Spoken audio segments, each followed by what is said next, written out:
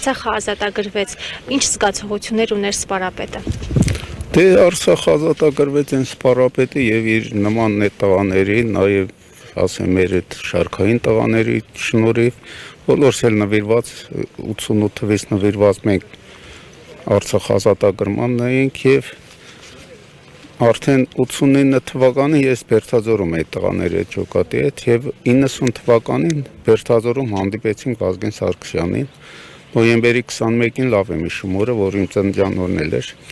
Մենք զոհ տվեցինք երկու Բերթաձորում։ Մեկը հենց նույն գյուղից տղա էր Հինշենից, մյուսը Երևանից, Վաղինակ Զաքարյանը կարող իմանա Կայծակ Վաղոյ ենք ասում։ Եվ Վազգեն Սարգսյանը եկան ուղղաթիռով Բերթաձոր ինքնապաշտպանության խորհրդի նախագահ Անդրանիկի հետ, Անդրանիկն էլ Փարք իրան էստեղ էլ ուղարկավորված։ Եվ արդեն հետ էին գալիս Երևան, ես էլ եկա ուղղաթիռով նույն եկան Գորիսում ուղղաթիռը մի պահ կանգ իջավ։ Դա արդեն մենք բերում ենք նայեք Վաղինակին հետներս, դե պարզ է մեր տրամադրությունը, Վազգենը ներս մտավ, եկավ մեր մոտ ասեց դեմքների տեսքը փոխեք, ասում ենք ինչ եղել, ասում եմ ծանր վիրավոր տղա ենք անելու, չիմանա որ նման դեպք եղել։ Էս էր Վազգենը, որ ինքը շատ էր մտածում, օրինակ մեզ ոչ մեկի մտքով երևի չանցներ էլի, դեռ մի բան էլ չգիտեմ, բայց ինքը ստիպեց կար, որ մի գնդացիր կար, որ Վազգենը ասել էր դա չտանեք, բայց մենք տարանք, ասեց ես ոնց եղավ տարակ, ասեցինք դուք եք ասել, ասեց լավ որ բերել եք հալալա ձեզ։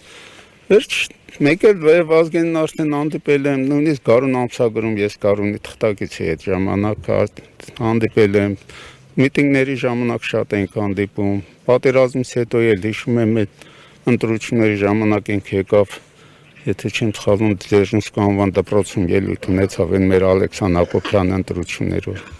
Բայց իսկապես մենք մեծ կորուստ տվեցինք Վազգենով եւ այն մնացած տղաներով եւ երևի այսօր որ մեր երկրի այսօրին այնց դրա արդյունքն է դա։ Փառք Վազգենին, ասեմ որ վանել իր ծննդյան օրվան նվիրված ունեմ լուսանկարների ցուցահանդես Քանաքեռավան գյուղի մշակույթի տանը նվիրված հայոց բանակին ազգաբանակ խորագրով ցուցահանդես ունեմ լուսանկարների սկսած 89 թվականից մինչև մեր օրերը։